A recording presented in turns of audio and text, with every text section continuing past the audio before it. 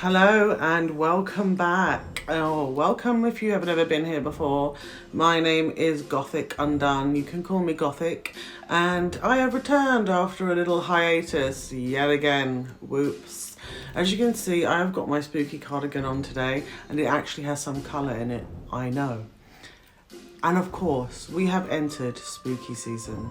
Some people believe that it doesn't begin until mid-October. Those people are wrong, okay? It begins on the 1st of September, even the end of August if you really want it to. You may have noticed my new friend here. Her name is Viola. The reason I have her here with me is because she's our new mascot, as my actual cats tend to make a wreck of the place when they come in here, so they are now banned from this space. Anyway, regardless, today I have 3 absolutely wonderful urban legends for you, okay? Now, who doesn't love a good urban legend? Because it's always a wonder, where do these come from? Why do people even play them, knowing what could possibly happen? And have you ever played them? So I'm going to start with one from Japan. You may have heard of this one, but before we get into it, please do remember to like, subscribe, and hit the notification bell, because then you can be notified of when I upload next, and you know, with my ADHD brain, who knows when that will be. So let's get into it. This Japanese urban legend actually derives from being called the bath game, believe it or not. It's probably described best as the deadlier version of red light, green light. And after the initial summoning ritual has begun and been performed, it follows these very basic rules. So it's a Japanese children's game that I'm going to try not to butcher this pronunciation now, called Darumasan ga Koronda. I apologise greatly. So which literally means the Daruma doll fell down. The player is it, so like in had or tag, whatever you might call it, while Daruma-san attempts to catch it, being you, the player. But if Daruma-san catches you, well, let's just say you should never ever let that happen, because you won't survive to tell the tale. What's actually interesting about the name is that those dolls were actually believed to be good luck once upon a time. So it's funny how the name has not continued when it comes to this game. And when it does come to this game, this urban legend, if you want to call it that, there are quite simple rules. Firstly, you need a bathtub. One person and a bathtub. A shower will not be a good substitute. You need the bathtub.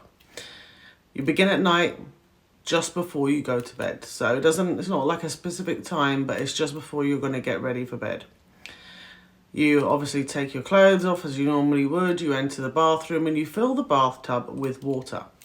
Turn out all the lights. I think that notion in itself is creepy enough, you know, unless you have nice relaxing candles, of course, which is what I prefer. Climb into the tub, sit down facing the faucet and taps, and close your eyes.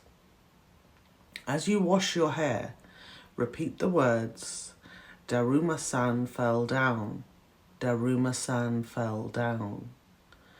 Do not stop repeating them until you have finished washing your hair, and do not open your eyes. If you have performed the action correctly, hard if there, you will gain a mental image of a Japanese woman standing in a bathtub. She will slip and fall, landing face first on the rusty tap, gouging out her right eye. Starting on a strong start here. Should you hear any noise behind you or feel any movement in the tub, do not turn around under any circumstances. Do not even open your eyes, let alone turn around. Ask aloud, why did you fall in the tub? Allow the question to kind of hang there in the air for a little bit. Then, keeping your eyes shut, carefully stand up and get out of the tub. You must be so careful not to trip and fall yourself. Remember, your eyes are still shut. Do not drain the tub. Exit the bathroom, shutting the door behind you. Once you have done that, you may now open your eyes. Leave the bathroom as you left it, water in the tub, door shut until morning. Do not turn on any lights in the house and go to sleep. This is the end of the ritual. Believe it or not, that wasn't even the main event, okay? The main event actually happens when you awaken the next day. So at your normal time, you awaken, and now the game begins. I know, you're thinking, surely that was the game. No. So the game begins the moment you awaken and open your eyes. Once you have done so, you go about your day as normal. You will feel a constant presence behind you and following you, something almost breathing down your neck. However, glancing over your right shoulder, you may occasionally reveal a glimpse of her, seeing her in your peripheral. But if you glance over your left shoulder, you won't see anything at all, only on the right. And you may be wondering why. With some of you that were paying attention, it's because her right eye was the one that was gouged out when she fell to her death on the rusty tap. Her hair will be black and tangled, as they always are, you know, looking at The Grudge, The Ring. For some reason, scary spirits must have long black tangled hair. This is just a rule, apparently. She will attempt to get closer and closer to you as the day goes on. So each time you kind of look over your right, she will get closer and closer, like a really petrifying game of What's the Time, Mr. Wolf, you know? Except you're not playing, but, well, you are, technically. Should you spot her and find that she is too close for comfort, shout Tomar or Tomare. Please forgive me again for the pronunciation. Which is stop and run away. The idea is to put some distance between you and her and do not allow her to catch you. Now, I don't know how fast this woman is. I have no idea. She may be slow. She might move like the old school zombies, or she might be like the new school zombies and be fast as Usain Bolt. I have no idea. Now, the end of the game, which the final ending, is capture her in your gaze by looking over your right shoulder. So now you're deliberately doing this. You want to capture her in your gaze. Shout Kita, which means I cut you loose. So like I set you free. While swinging your arm down in a chopping motion. So like that, I'm assuming. I've never played this game, but you know, I'm going through this for you. If you have performed this action correctly, a winning condition will have achieved and the game will be over. However, if you have not performed it correctly, run. And that is all we have, really, for the rules of that game, which sound terrifying. Just a few little additions there. Apparently, she is very fond of water and dark spaces. So it is, you know, often kind of recommended that if you are partial to a bath, you know, with candle lights in the dark, that you don't do that to yourself anymore and kind of avoid spaces that are dark with water, because just in case you didn't really, you know, capture or set her free properly. So that is one of our urban legends. It also does advise you actually to say the word Tomar or Tomare, again forgive me for the mispronunciation, as a command sparingly each time you think you see her if the game did not go according to plan. So that is our number one urban legend that we have. The second one we have is a very well-known one, as is this one to a lot of people, but this one is a very well-known one, and I may later, probably more in October, do a more in-depth, detailed video of the origins of her story. But for now, we're just going to touch on it as we have these three urban legends for your spooky pleasure this evening. So for this urban legend, I'm just going to start by describing it, and I'm sure we're going to get it quite quickly. You stand in front of a mirror. Many a time this is played at a sleepover/slumber party, in a darkened room lit only by a candle, chanting 3 times, Bloody Mary, Bloody Mary, Bloody Mary. Those mirrors in this phone don't count, by the way, okay? Because I've never actually done this as much as I love spooky stuff. I'm just saying for the record. Now, I won't cause the infamous hangover cure Bloody Mary cocktail to appear. That won't actually end up happening, unfortunately for some. However, according to legend, it will cause the infamous, ghastly apparition of the very angry, vengeful spirit of Bloody Mary to appear in the mirror before you. Now, this has to be done on your own. Some people bring their friends in, and some people like to play tricks on their friends while they're in there, holding the door. But ideally, the legend, the tradition, the game is carried out just you, a mirror, and the loss of your senses, pretty much. Many a girl, as we know, and it is usually girls, have played this game at a slumber party.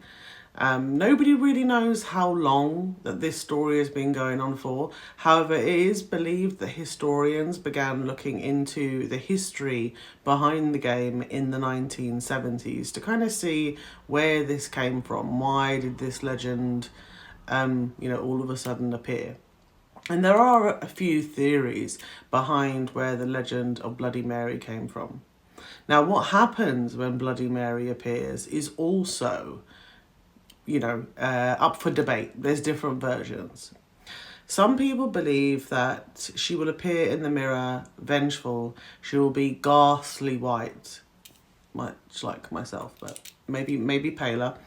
And she will have eyes that are like bleeding, or black, or with black blood, or just red with red blood. And she will be wearing a white dress, have long hair, sometimes grey, sometimes black, sometimes white, and she will scream. Sometimes the mirror is said to crack, other times she reaches through the mirror, grabs you and pulls you into whichever world or ether that she exists in. Other times it is said that she tears your own eyes out of your head.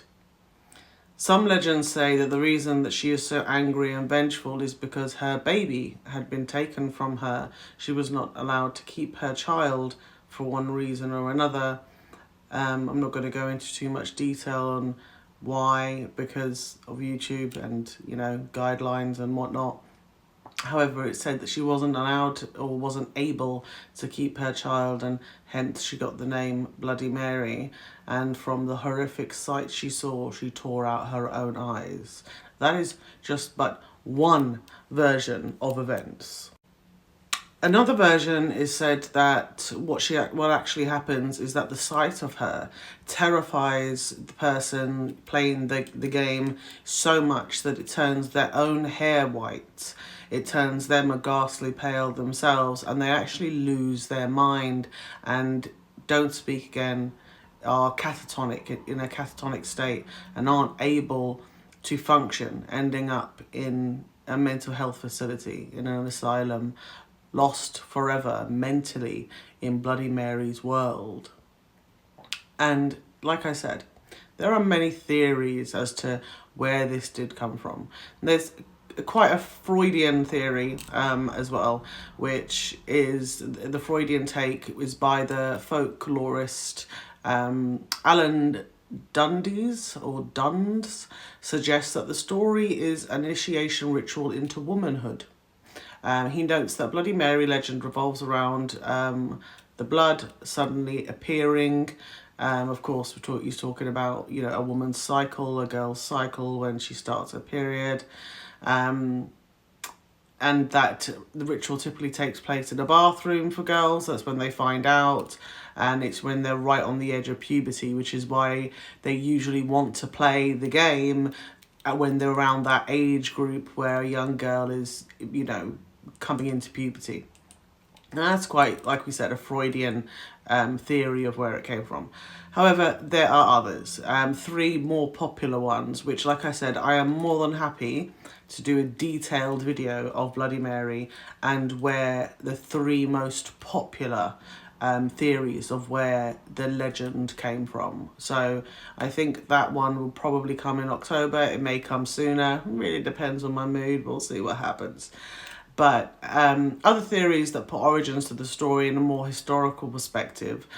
Bloody Mary may have been one of the following women, all of who might have had good reason to come back after death to wreak havoc on the living. And in particular, young women, for one of them, most definitely. So Mary Tudor, Mary the First of England, she was actually had the nickname Bloody Mary for the way that she was. She was considered to be very ruthless, and she put many Protestants to death and had zero mercy for them, and that's why she was given that nickname of Bloody Mary. However, that's one theory that she is, but why she would want to come back and, you know, commit vengeance on random girls at sleepovers, I'm not so sure.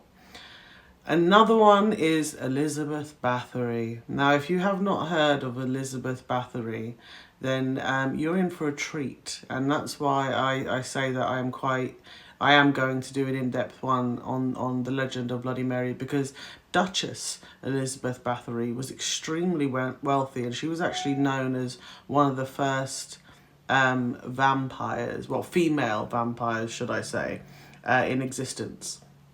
And she was also known as the Queen of Blood. Elizabeth Bathory believed that if she bathed in the blood of young, healthy women, that she would stay young and youthful forever. She would almost be immortal. And her looks were extremely important to her. In terms of her sexuality, it was also said that she had a penchant for younger women. However, that's not something that's mainly focused on. What's mainly focused on was the fact that she was essentially a serial killer. And she knew that at the time, and we are going back, I will put the date there because I cannot remember it off the top of my head, but I will put the date above me. We are going back to when she was extremely wealthy, ridiculously rich, and she would hire working class young women from the towns and the villages, who of course would need to bring in some income, and it would also be an honour to work for the Duchess. And instead, they wouldn't be doing any kind of, you know, servitude. They would be slaughtered, and a bathtub would be filled, and she would literally bathe in their blood and put it all over her face as well. And that's actually where, if you've seen American Horror Story Coven, and you've seen the character that, again, I will put the name of the character up here because I cannot remember off the top of my head. I did research for this, by the way, but again, ADHD brain. There's the character in AHS Coven that actually takes the blood of then babies and wipes it on her face as a skincare routine, believing that it will keep her young forevermore. And we have one last one that we are looking at today, which is Mary Worth. Now, Mary Worth was actually a witch that was executed, and it was believed that she was a witch in a village, and she was wrongly executed and also persecuted beforehand by the town folk, and that she is the one that comes back to seek revenge, because it was mainly the young women and in the town that accused her of being a witch, which is another interesting story in and of itself. So when it comes to who Bloody Mary may be, Elizabeth Bathory and Mary Worth seem to be the most likely suspects. Again, I'll put the date of Mary Worth above there as well. And last but not least, we are going to be moving on to our third urban legend.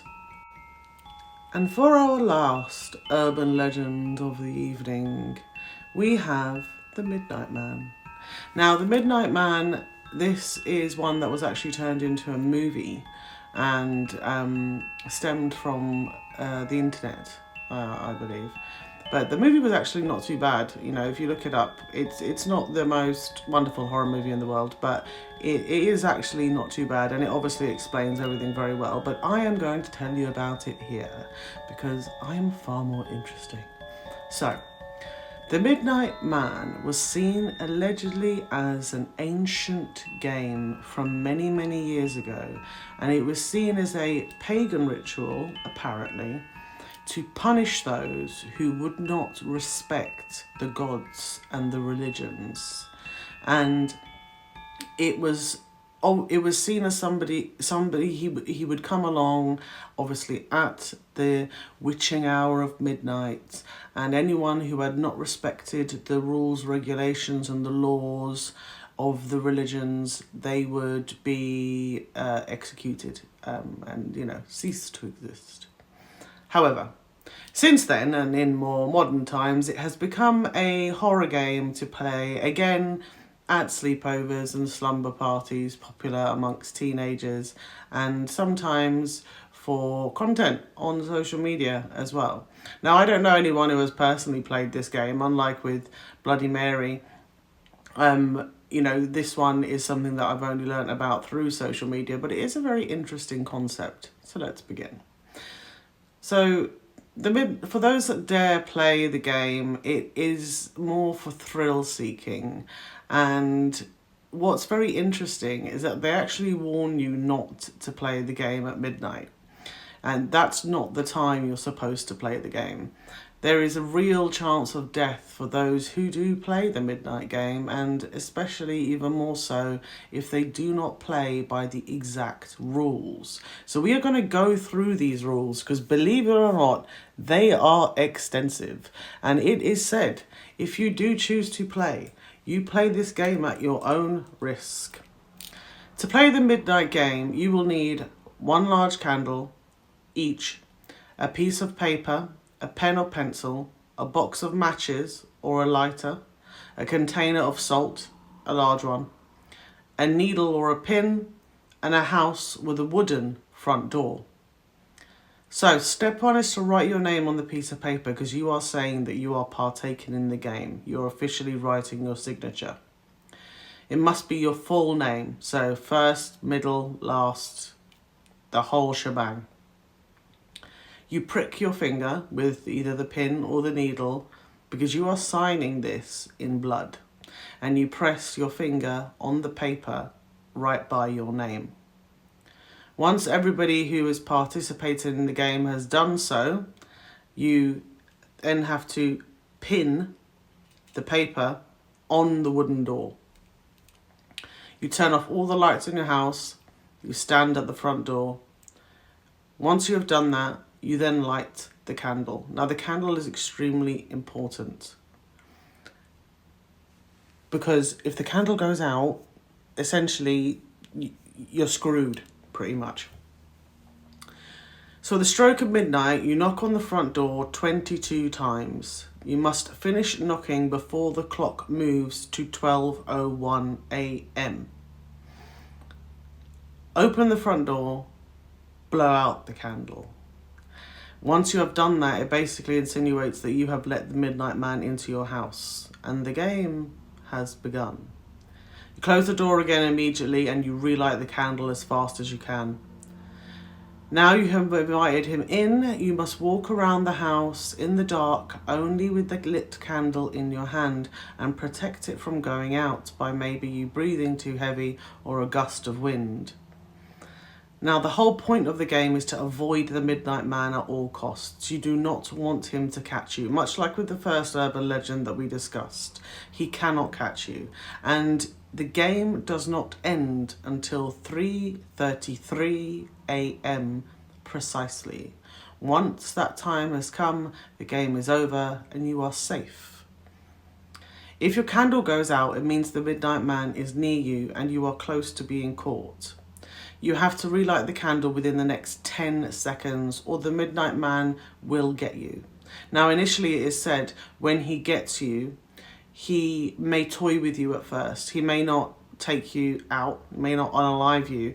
Instead, he may show you your worst fears, the things that terrify you the most, whether they be phobias or things that you dread the most in your worst nightmares.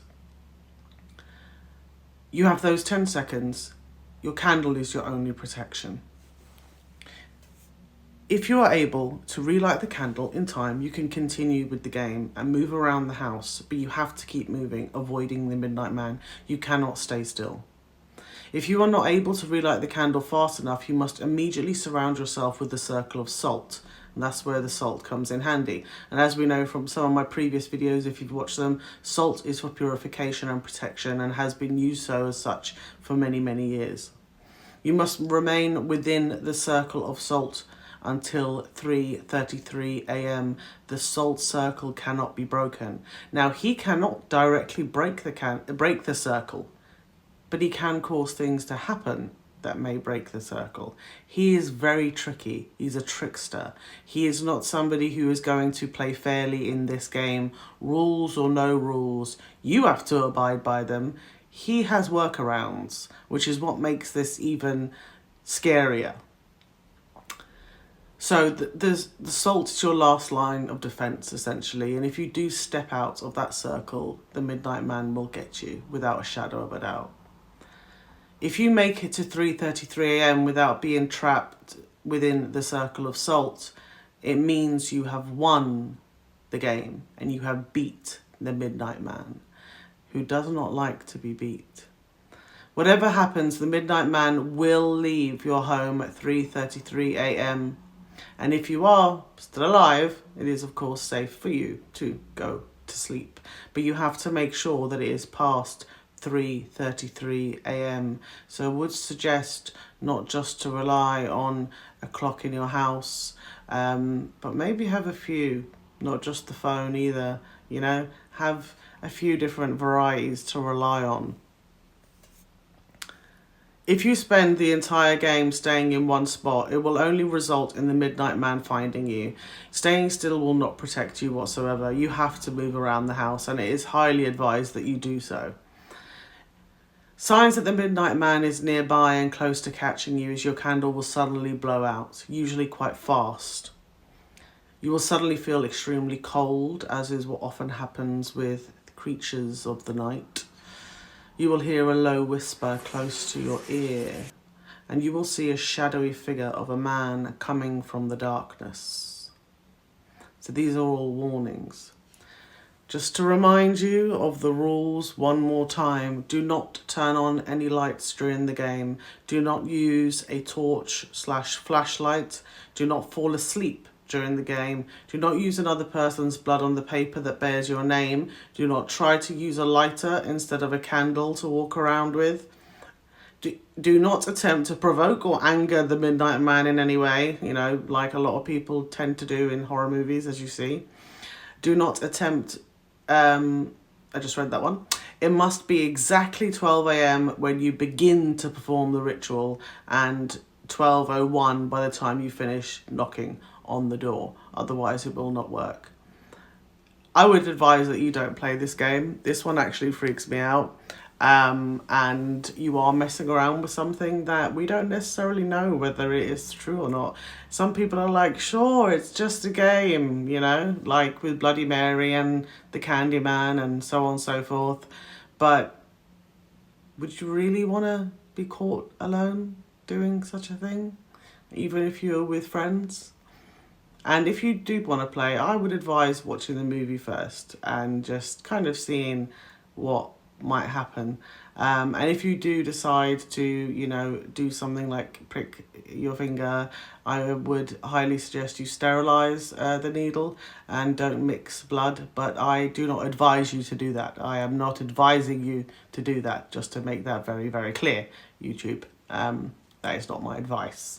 It's just explaining the game.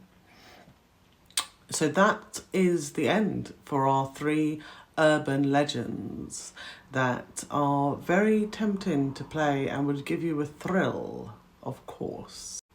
And that is it for today's video. I hope you enjoyed hearing about these urban legends as much as I enjoyed telling them, 'cause 'tis the season to be spooky. So it's time to stay in, get comfy, and get scared and creeped out as much as possible. So please do join me again for more creepy creatures that go bump in the night. Until then, stay safe, stay spooky, and don't forget to subscribe, like if you can, and hit that notification bell so you don't miss my next upload. Until then, bye.